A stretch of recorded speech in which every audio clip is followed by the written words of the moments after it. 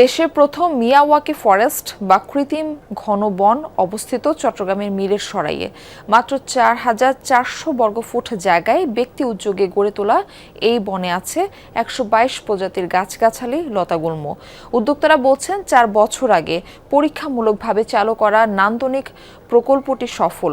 কয়েক বছরের মধ্যে এটি রূপ নেবে শতবর্ষী বনের মতো। সিলন টি রপ্তানিতে শীর্ষে।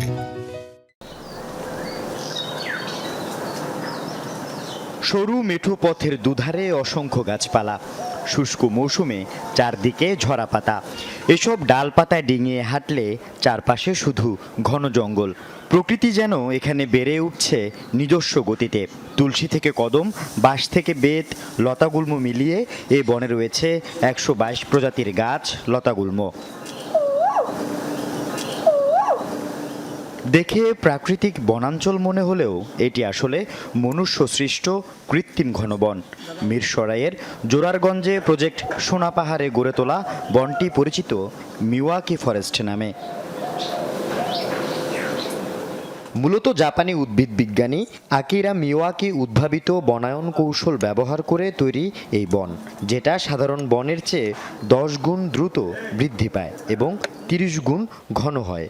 আর তাই মাত্র 4 বছর বয়সী এই বন দেখলে মনে হয় 100 বছরের পুরনো। এমন কোনো বন মানুষের কমই উদ্যোগ আছে যেখানে পশু পাখি নিয়ে চিন্তা করা হয়, লতা গুল্মদের নিয়ে চিন্তা করা হয়। তো এই মিয়াওয়াকি কনসেপ্টটা হচ্ছে লতা গুল্ম বৃক্ষ সবকিছুরই একটা অভয়ারণ্য এখানে থাকবে আর কি। উপযুক্ত মাটি প্রস্তুতের পর উর্বরতা ও গুণাগুণ নিশ্চিত করতে জৈব সার হিসেবে গাছের গুঁড়ি, খড় ও লতাপাতা ব্যবহার করা হয়েছে। গাছের চারা সংগ্রহ করা হয়েছে পাহাড়ি বনাঞ্চল থেকে। ধানের কুড়া, সরিষার খোল থেকে শুরু করে বিভিন্ন প্রায় 30+ উপাদান মিক্স করে আমরা জৈব সার উৎপাদন করেছি এখানে। তারপরে কিছু কিছু মরা গাছের গুঁড়ি কেটে কেটে মাটির মধ্যে দেওয়া হয়েছে যেন সেখানে ময়শ্চারটা সে ধরে রাখে এবং অন্য গাছগুলি যেন খাবার পায়। ৪,৪০০ বর্গফুট জায়গা জুড়ে এই মিয়াওয়াকি ফরেস্টের উদ্যোক্তা আমজাদ হোসেন। জাপান, নেদারল্যান্ড ও ভারত সহ বিভিন্ন দেশে থাকলেও বাংলাদেশে এটিই প্রথম। সারা বিশ্বে এখন কার্বন নিঃসরণ এবং তা কিভাবে আমাদের গাছের মাধ্যমে আবার অ্যাটমসফিয়ার থেকে রিমুভ করা যায়, সেই ব্যবস্থার জন্যই মিয়াওয়াকি ফরেস্টের আসলে উদ্ভব। চারদিকে ঝরা পাতা পড়ে আছে, মরা গাছের ডালপালাও।